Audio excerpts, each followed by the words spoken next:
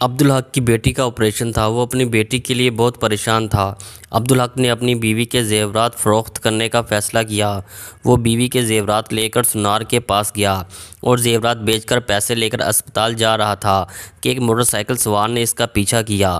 موقع دیکھ کر وہ اس کے سامنے آیا اور ہاتھ میں پستول لے کر عبدالحق سے بیگ چھیننے کی کوشش کی، مگر عبدالحق نے کسی صورت بھی بیگ اپنے سے جدا نہ کیا۔ جب ڈاکو نے دیکھا کہ وہ یہ شخص بیگ نہیں چھوڑ رہا تو اس نے عبدالحق کے سر میں گولی مار دی اور بیگ چھین کر فرار ہو گیا۔ گھر جا کر اس نے بیگ کھولا تو بیگ میں 9 لاکھ کے علاوہ ایک بچی کی تصویر اور اس کے آپریشن کی رپورٹ بھی تھی۔ آج اس بچی کا آپریشن تھا۔ اچانک ڈاکو اپنے کیے پر پچھتایا۔ وہ عائشہ کے باپ کو تو مار چکا تھا، لیکن دل میں یہ سوچ رہا تھا کہ اگر اس بچی کا باپ کے علاوہ کوئی نہ ہوا تو اس کا کیا بنے گا۔ وہ بیس بدل کر بیگ اٹھا کر اسپتال کی جانب روانہ ہو گیا، مگر جیسے ہی وہ اسپتال کے احاطے میں داخل ہوا تو اس کے رونگٹے کھڑے ہو گئے۔ آگے بڑھنے سے پہلے اگر آپ نے ابھی تک ہماری اس ویڈیو کو لائک نہیں کیا تو ویڈیو کو لائک کر دیں۔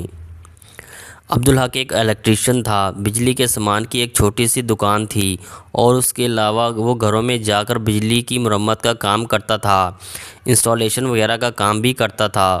ایک دن عبدالحق اپنی دکان پر ہی بیٹھا تھا کہ ایک بچہ دوڑتا ہوا اس کے پاس آیا۔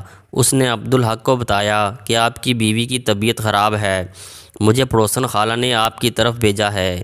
عبدالحق نے دکان اپنے شاگرد کے حوالے کی اور فوراً گھر کی طرف روانہ ہوا۔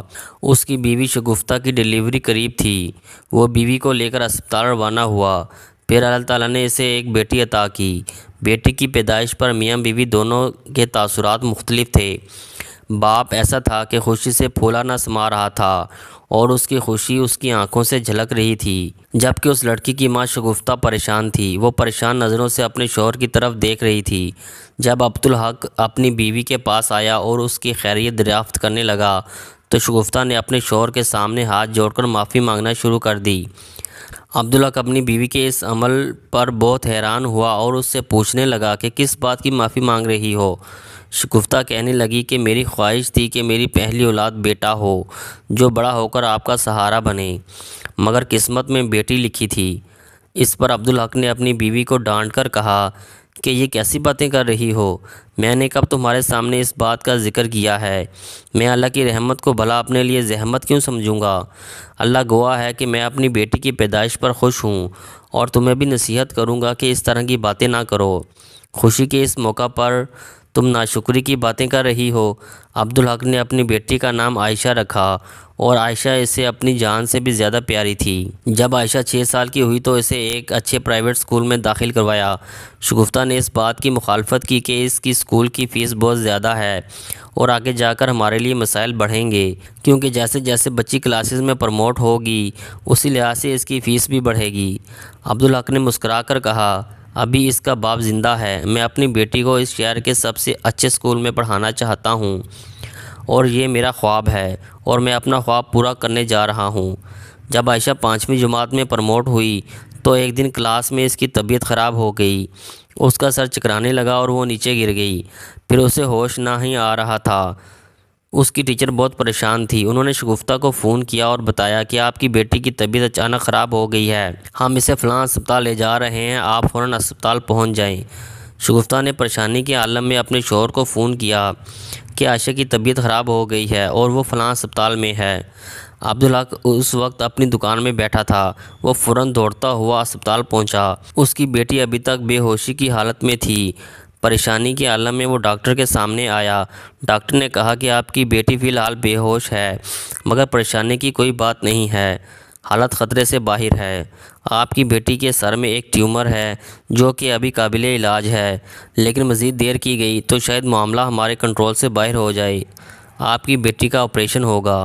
آپ کو اس آپریشن کی ابھی سے تیاری کرنی ہوگی۔ عبدالحق نے جب اپنی بیٹی کو دیکھا تو اس کا دل پگھل گیا۔ آپریشن تھیٹر میں اس کی بیٹی بے ہوشی کی حالت میں پڑی ہوئی تھی۔ ڈاکٹر نے کہا کہ جلدی سے 9 لاکھ کا انتظام کرو جو اس آپریشن کی فیس تھی، تاکہ مزید تاخیر سے بچا جا سکے۔ عبدالحق گھر آیا اور جیسے ہی اپنے گھر میں داخل ہوا تو اس نے دیکھا کہ اس کی بیوی رکشے پر سوار ہو کر اسپتال کی طرف جا رہی تھی۔ اس نے بیوی کو واپس بلایا اور کہا، میری بات غور سے سنو۔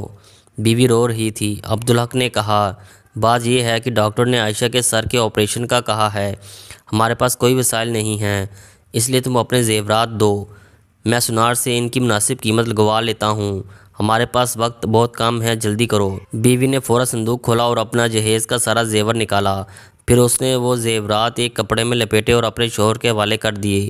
عبدالحق زیورات لے کر سنار کی دکان کی طرف روانہ ہوا۔ زیورات کی قیمت 11 لاکھ روپے بتائی گئی، جو آپریشن کے لیے کافی تھی۔ اس نے وہ پیسے ایک بیگ میں ڈالے اور اپنی پہلی ہی فرصت میں اسپتال کی طرف روانہ ہو گیا۔ بس سے اتر کر وہ فٹ پاتھ پر بڑی تیزی سے اسپتال کی طرف تیز تیز قدموں سے بڑھ رہا تھا کہ ایک موٹر سائیکل سوار نوجوان اس کے راستے میں آ گیا۔ اس نے پستول دکھا کر کہا، بیگ میرے حوالے کر دو ورنہ گولی مار دوں گا۔ عبدالحق نے کہا، میرے راستے سے ہٹ جاؤ، میں بہت جلدی میں ہوں، کسی صورت یہ بیگ تمہارے حوالے نہیں کر سکتا۔ جس پر وہ شخص اپنی بائک سے نیچے اترا اور بیگ چھیننے کی کوشش کی۔ عبدالحق نے بہت مزاحمت کی اور کسی صورت اس ڈاکو کو بیگ دینے کے لیے تیار نہیں تھا، جس پر اس شخص نے عبدالحق کے سر میں گولی مار دی اور جلدی سے بیگ لے کر وہاں سے فرار ہو گیا۔ گھر جا کر جب اس نے بیگ کھولا تو اس کی آنکھیں حیرت سے پھٹی پھٹی رہ گئیں۔ اس میں پورے 9 لاکھ روپے تھے۔ پیسے دیکھ کر تو وہ خوش ہوا، لیکن ان پیسوں کے ساتھ ایک بچی کی تصویر اور اس کی میڈیکل رپورٹس بھی تھیں، جس پر آپریشن کی تاریخ لکھی ہوئی تھی۔ اسد کو اس بات کا علم ہو چکا تھا کہ یہ بچی اس مقتول کی بیٹی ہے، جسے ابھی وہ قتل کر کے آیا تھا، اور یہ پیسے وہ اپنی بیٹی کے آپریشن کے لیے لے کر جا رہا تھا۔ اسد ڈاکو نہیں تھا، بلکہ یہ سب مجبوری کے عالم میں کر رہا تھا۔ اس کے بھائی کو اغوا کیا گیا تھا اور اغوا کرنے والے نامعلوم مجرم نے 10 لاکھ روپے کا مطالبہ کیا تھا۔ اسد کے دماغ میں یہ بات آئی کہ پولیس اسٹیشن جا کر پولیس کو اس اغوا کے بارے میں بتائے، لیکن وہ اپنے آپ کو روک لیتا، کیونکہ ڈاکو نے سختی سے منع کیا تھا کہ اگر تم نے پولیس کو اطلاع دی تو تمہارے بھائی کی جان ہرگز نہیں بچے گی۔ یہ معاملہ اسد کے لیے بہت ہی سنگین تھا۔ وہ اپنے بھائی کی خاطر ایک بے گناہ کی جان پہلے ہی لے چکا تھا، لیکن جب اس بچی کی تصویر اس کی آنکھوں کے سامنے آئی تو وہ اپنے سگے بھائی کو بھی بھول گیا۔ اس کا جسم سر سے پاؤں تک پسینے سے شرابور تھا، اس کی ٹانگیں کانپ رہی تھیں۔ بیگ چھینتے وقت اسے اس بات کا احساس نہیں تھا کہ وہ کتنی بڑی غلطی کر رہا ہے، لیکن گھر آ کر اسے پتہ چلا کہ اس نے ایک بے گناہ کی جان لے لی ہے، جو اپنی بیٹی کے لیے پیسے لے کر جا رہا تھا۔ وہ اپنی بیٹی کا واحد سہارا تھا۔ اسد نے بھیس بدلا اور پیسے لے کر اسپتال کی طرف روانہ ہوا۔ اس نے سوچا کہ کم از کم اس بچی کی جان بچائی جائے اور اس کے آپریشن میں تاخیر نہ ہو۔ جب وہ اسپتال کے اندر داخل ہوا تو سامنے کا منظر حیران کن تھا۔ عائشہ کا آپریشن ہو چکا تھا، اس کی حالت خطرے سے باہر تھی اور وہ ہوش میں تھی۔ اسد موقع کی تلاش میں تھا کہ کسی طرح عائشہ کے بارے میں جان سکے۔ ایک نرس جیسے ہی آپریشن تھیٹر سے باہر آئی تو اسد نے پوچھا، یہ لڑکی جو سامنے لیٹی ہے، اس کی طبیعت اب کیسی ہے؟ نرس نے بتایا، اس کا آپریشن ہو چکا ہے، اس کے سر کا ٹیومر تھا، لیکن اب کامیابی سے آپریشن مکمل ہو چکا ہے۔ مگر نرس نے یہ بھی کہا، ہوش میں آنے کے بعد تمام ڈاکٹرز کو اس بات کی پریشانی ہے کہ ایک خبر اس بچی کے لیے بہت مشکل ہے اور ہم اسے چھپانے کی کوشش کر رہے ہیں۔ اسد نے پوچھا، کون سی خبر؟ نرس نے بتایا، کسی ظالم شخص نے اس کے والد کو قتل کر دیا ہے۔ وہ اپنی بیوی کے زیورات فروخت کر کے بچی کے آپریشن کے لیے پیسے اسپتال لے کر آ رہا تھا، لیکن راستے میں ایک ڈاکو نے اسے وہ پیسے چھین لیے اور مزاحمت کر کے اسے قتل کر دیا۔ اس کے والد کی لاش بھی ابھی اسی اسپتال میں پوسٹ مارٹم کے لیے لائی گئی ہے۔ نرس نے مزید کہا، ڈاکٹرز نے حالات کو دیکھتے ہوئے عائشہ کا آپریشن مفت کرنے کا فیصلہ کیا، لیکن وہ اس بات سے پریشان ہے کہ کسی طرح یہ حقیقت اس بچی سے چھپائی جائے کہ اس کا باپ اب اس دنیا میں نہیں رہا۔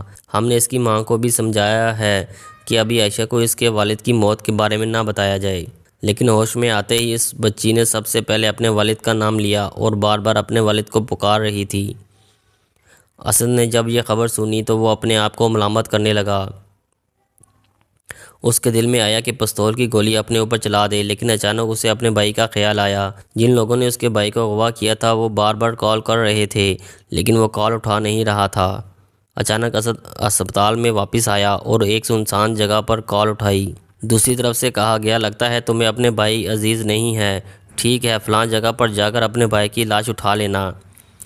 اسد نے روتے ہوئے کہا، ایسا مت کرو، مجھے جگہ بتاؤ، میں پیسے لے کر آ رہا ہوں۔ اسد کو اس بات کی تسلی ہوئی کہ کم از کم لڑکی کی جان بچ گئی، لیکن اسے احساس تھا کہ اس نے ایک بے گناہ شخص کو قتل کر کے بہت بڑا گناہ کیا ہے۔ بہرحال اسد اغوا کاروں کی بتائی ہوئی جگہ پر پہنچا۔ اغوا کاروں نے اسے پیسے لیے اور اس کے بھائی کو اس کے حوالے کر دیا۔ اسد نے اپنے بھائی کو گلے لگا کر رونا شروع کر دیا اور بار بار یہی کہہ رہا تھا، تیرے بھائی کے ہاتھ خون سے رنگے ہیں، تیرا بھائی مجرم ہے، تیرے بھائی سے بہت بڑی غلطی ہوئی ہے، میں ابھی پولیس اسٹیشن جا کر اپنی گرفتاری پیش کرتا ہوں، مجھ سے ایک بے گناہ انسان کا قتل ہوا ہے۔ جب اس کے بھائی اورنگزیب نے یہ بات سنی تو اسے سہارا دے کر گھر لے آیا اور کہا، بھائی جان، والدین کی وفات کے بعد آپ نے ماں باپ بن کر میرا خیال رکھا، اگر آپ نے اپنی گرفتاری دے دی تو میں برباد ہو جاؤں گا، میں اس دنیا میں اکیلا کیا کروں گا، لہٰذا آپ جذباتی فیصلہ نہ کریں۔ اسد نے اپنے بھائی سے کہا، بیٹا میں مجبور ہوں، احساس ندامت میں دن بدن ڈوب رہا ہوں، اب اس احساس کے ساتھ زندگی گزارنا میرے لیے بہت مشکل ہے۔ لیکن بھائی بار بار اپنے بڑے بھائی کے سامنے ہاتھ جوڑ کر یہی کہہ رہا تھا کہ اپنے اس فیصلے پر نظر ثانی فرمائیں اور ایسا مت کریں۔ چھوٹے بھائی کی محبت ایک بار پھر اس پر غالب آ گئی اور جو شخص خود کو قانون کے حوالے کرنے والا تھا وہ اپنے اس فیصلے سے باز آ گیا۔ ابتدا میں اسد شدید ڈپریشن کا شکار ہو گیا، اسے یہ سمجھ نہیں آ رہی تھی کہ وہ کیا کرے۔ دن رات عبدالحق کی تصویر اس کی نظروں کے سامنے آ جاتی تھی۔ پھر اورنگزیب کو ایک اچھی کمپنی میں ملازمت مل گئی اور اس نے یہی سوچا کہ اگر اسد ملک چھوڑ کر کچھ دن دبئی میں رہ لے تو شاید وہ اس کے غم سے باہر آ جائے اور جو حادثہ اس کے ساتھ پیش آیا اسے بھول جائے۔ اورنگزیب کا ایک دوست دبئی میں ملازمت کرتا تھا، اسی دوست کے ذریعے اسد کو دبئی بھیجا گیا۔ اورنگزیب نے اپنے دوست سے کہا کہ اچھے ڈاکٹر سے میرے بھائی کا علاج بھی کروائے۔ اورنگزیب کی ضد پر اسد دبئی چلا گیا۔ اورنگزیب کی یہ بڑی خواہش تھی کہ اسد کی شادی ہو جائے، لیکن اسد شادی کے لیے تیار نہیں تھا۔ وہ ایک لڑکی سے محبت کرتا تھا اور اسی سے شادی کرنا چاہتا تھا۔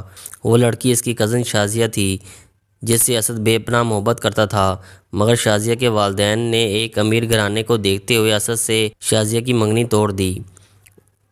اسد نے شازیہ سے رابطہ کرنے کی کوشش کی اور اس کی مرضی جاننے کی بھی کوشش کی، لیکن اسے کوئی موقع نہیں مل رہا تھا۔ شازیہ کے والدین نے اسد کا داخلہ اپنے گھر میں بند کر دیا تھا اور شازیہ کا فون مسلسل بند جا رہا تھا۔ پھر ایک شادی کی تقریب میں اسد کو شازیہ سے بات کرنے کا موقع ملا۔ اسد نے شازیہ سے پوچھا، یہ رشتہ تمہاری رضامندی سے ختم ہوا ہے یا تمہارے والدین نے تمہیں مجبور کیا ہے؟ جس پر شازیہ نے صاف الفاظ میں کہا، اسد میری بات غور سے سنو، میں اپنے والدین کی مرضی کے بغیر کچھ نہیں کر سکتی۔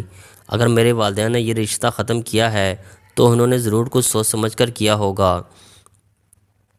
اسد نے جب یہ سنا تو کہا، اس کا مطلب ہے کہ تم اس رشتے سے ختم ہونے پر راضی ہو؟ جس پر شازیہ خاموش ہو گئی اور نرم لہجے میں کہا، جس گھر میں میرا رشتہ ہو رہا ہے وہ تمہارے گھر سے بہت بہتر ہے۔ میرا ہونے والا شوہر ایک بڑا بزنس مین ہے اور معذرت کے ساتھ تمہارے پاس تو کچھ بھی نہیں ہے۔ اسد وہاں سے چپ چاپ واپس آ گیا اور زندگی بھر شادی نہ کرنے کا فیصلہ کر لیا۔ اس کا ایک ہی مقصد تھا، اپنے بھائی کی پرورش۔ اسد کا بھائی اورنگزیب اس سے 5 سال چھوٹا تھا اور بڑا آدمی بننا چاہتا تھا، مگر پھر بھائی کے ساتھ یہ حادثہ پیش آیا کہ کالج کے گیٹ کے باہر سے ہی اسے اغوا کر لیا گیا۔ اسد اپنے بھائی کو اپنی زندگی سمجھتا تھا، اس کے بغیر زندہ نہیں رہ سکتا تھا۔ اورنگزیب کی خاطر ہی اسد نے پستول اٹھایا اور ڈاکہ ڈالنے کا ارادہ کیا، کیونکہ اس کے پاس تو ایک پھوٹی کوڑی بھی نہیں تھی۔ اپنے بھائی کی خاطر اس نے یہ غلطی کی۔ وہ دبئی تو جا چکا تھا لیکن ڈپریشن سے باہر نہیں آ رہا تھا۔ وہ اپنے آپ کو قانون کے حوالے کرنا چاہتا تھا، لیکن چھوٹے بھائی کی منت سماجت کی وجہ سے باز رہا۔ اس کے بعد اورنگزیب جس کمپنی میں کام کرتا تھا اسی کمپنی میں عائشہ بھی ملازمت کرتی تھی۔ بریک کے دوران عائشہ سے اس کی بات ہوتی تھی، دونوں ایک دوسرے کو پسند کرنے لگے۔ اس نے فون پر ہی اپنے بڑے بھائی اسد کو اطلاع دی کہ کمپنی میں مجھے ایک لڑکی سے محبت ہو گئی ہے، وہ مجھے بہت پسند ہے اور میں اس سے شادی کرنا چاہتا ہوں۔ اسد جو غم میں گھرا ہوا تھا یہ خبر سن کر بہت خوش ہوا۔ پہلے تو اورنگزیب نے ضد کی کہ جب تک آپ شادی نہیں کریں گے میں بالکل شادی نہیں کروں گا، اصول بھی یہی ہے کہ بڑے بھائی کی پہلے شادی ہو۔ مگر جب اورنگزیب کو یقین ہو گیا کہ بھائی صاحب کسی صورت بھی آپ شادی کرنے والے نہیں ہیں تو اس نے اپنے بھائی کو شادی کے لیے مجبور کرنا چھوڑ دیا۔ ہاں البتہ اس نے بھائی سے یہ ضرور کہا کہ جب آپ دبئی سے واپس آئیں گے تو عائشہ سے میرے رشتے کی بات آپ ہی کریں گے۔ اسد دبئی سے واپس آیا۔ ایئرپورٹ پر اورنگزیب نے اپنے بھائی کا استقبال کیا۔ پھر کچھ دن بعد اسد اپنے چھوٹے بھائی اورنگزیب کو لے کر عائشہ کے گھر آیا۔ عائشہ کی ماں شگفتہ بہت خوش تھی کہ اس کی بیٹی ایک اچھے اور سلجھے ہوئے خاندان میں جا رہی ہے اور وہ لڑکا بہت خوبصورت ہے، مگر وہ اس بات سے بالکل ناواقف تھی کہ جس لڑکے سے عائشہ کی شادی ہو رہی ہے اسی کے بڑے بھائی نے اسے بیوہ بنایا تھا، اسی نے اس کا سہاگ چھین لیا تھا۔ یہ ایک سادہ سی شادی تھی جس میں قریبی رشتہ دار اور چند دوستوں کو مدعو کیا گیا تھا۔ شادی کے بعد عائشہ نے محسوس کیا کہ اسد ہر وقت اداس رہتا ہے، وہ کسی سے بات نہیں کرتا اور زیادہ تر خاموش رہتا ہے۔ اس نے اورنگزیب سے کہا، بھائی جان کے ساتھ کیا مسئلہ ہے؟ میں کئی دنوں سے یہ بات نوٹ کر رہی ہوں کہ بھائی جان بس اپنے کمرے میں ہی رہتے ہیں، نہ کسی سے ملتے ہیں اور نہ ہی کوئی بات کرتے ہیں۔ اورنگزیب نے اپنی بیوی کو حقیقت نہیں بتائی، بس اتنا کہا، بھائی جان جس لڑکی سے محبت کرتے تھے اس نے انہیں دھوکہ دیا ہے، اسی وجہ سے بھائی کافی غمگین ہیں۔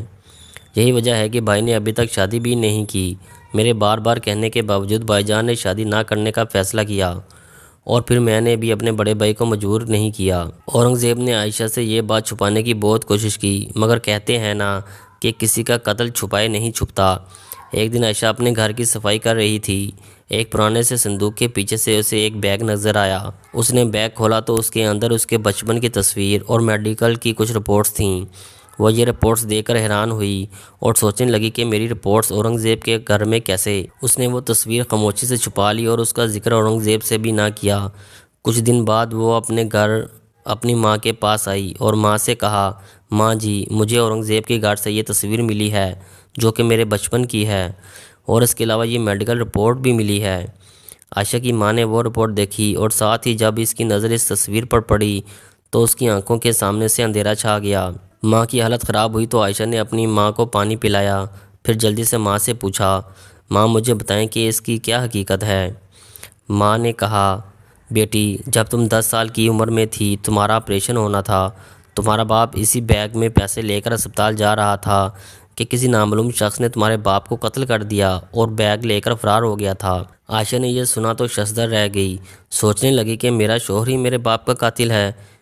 اسے کچھ سمجھ نہیں آ رہی تھی کہ وہ کیا کرے۔ وہ اپنے باپ سے بے حد محبت کرتی تھی، لیکن اورنگزیب سے شادی کے بعد وہ اس صدمے سے باہر آ چکی تھی کیونکہ اورنگزیب نے اس کی زندگی خوشیوں سے بھر دی تھی، لیکن اب دوبارہ اس کے زخم تازہ ہو چکے تھے۔